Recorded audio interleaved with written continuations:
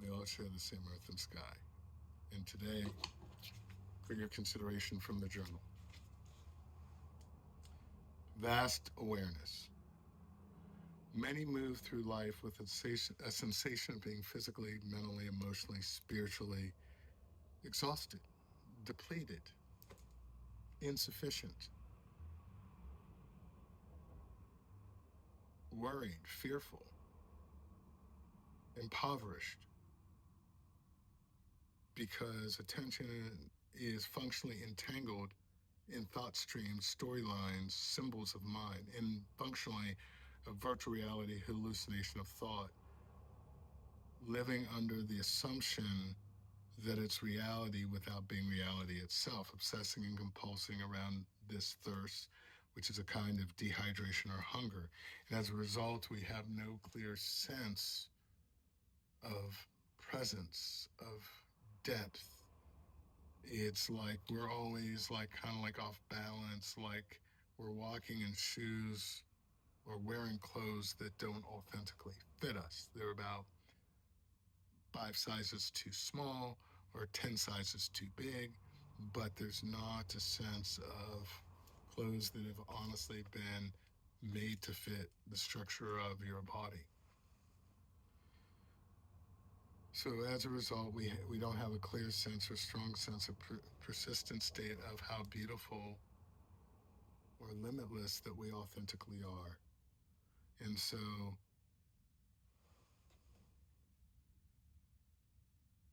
because our attention is so entangled in thought, we miss out on the fact that we are just naturally shining, not just once in a while, but persistently. But intrusive thought can get in the way of that.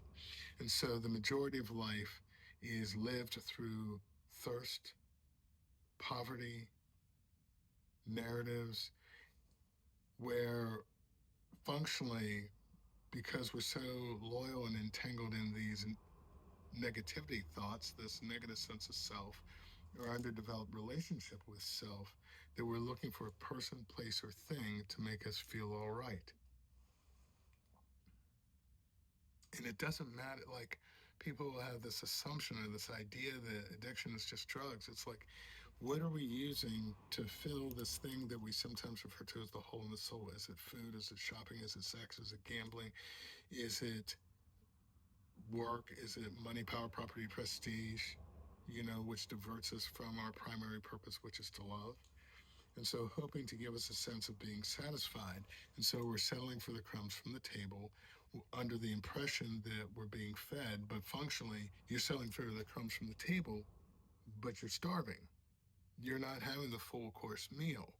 And so, imagine that most of your existence, you were just settling for sugar and you thought that the sugar was food. So, yeah, okay, you're getting some sugar, but now you also have the inflammation. Now you have the bodily and the mental degradation. You have the weight and the freight of that. So, how functional are you really?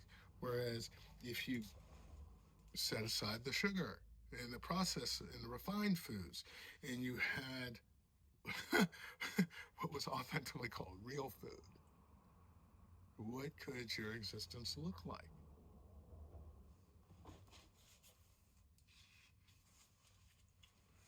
So, because most of us do not have a consistent or altruistic meditation practice, and so this is just note. So, a lot of times people come to me recovery wise, meditation wise, because they know or have heard that I'm a Zen monk and priest. And so they're like, well, and I ask them, what do you want? And they say, well, I'd like to stop thinking that I'm a worthless piece of shit. And I just tell them, that's not on the menu. And they said, why not? Isn't it on the menu? There's a book out called The Power of Positive Thinking. I said, the book's bullshit. There are aspects of mind that are literally designed to be negative because it's for survival. Without that, you wouldn't know the difference between the sidewalk, the street, and oncoming traffic. And so you have to have that comparison function. So that part of the mind, it can kind of do what it wants. It has its own ops, it runs its own missions, but you don't have to give your attention to it.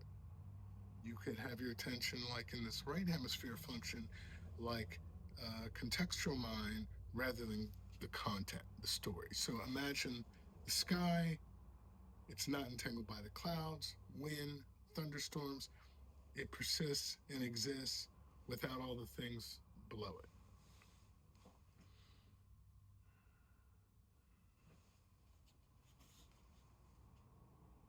So, because most of us do not have a consistent or altruistic meditation practice, we have a getting kind of practice.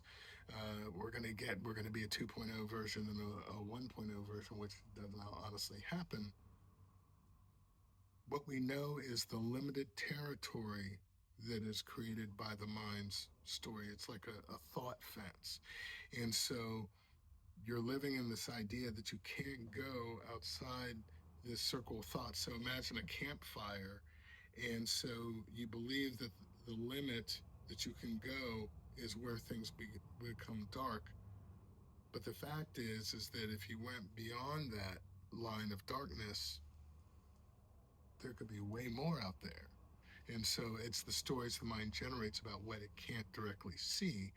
And that's what we think is real. And so we begin to live in limitation. And so that world is defined by its interpretations, reactions, and conclusions about experience that reinforce depreciation rather than appreciation.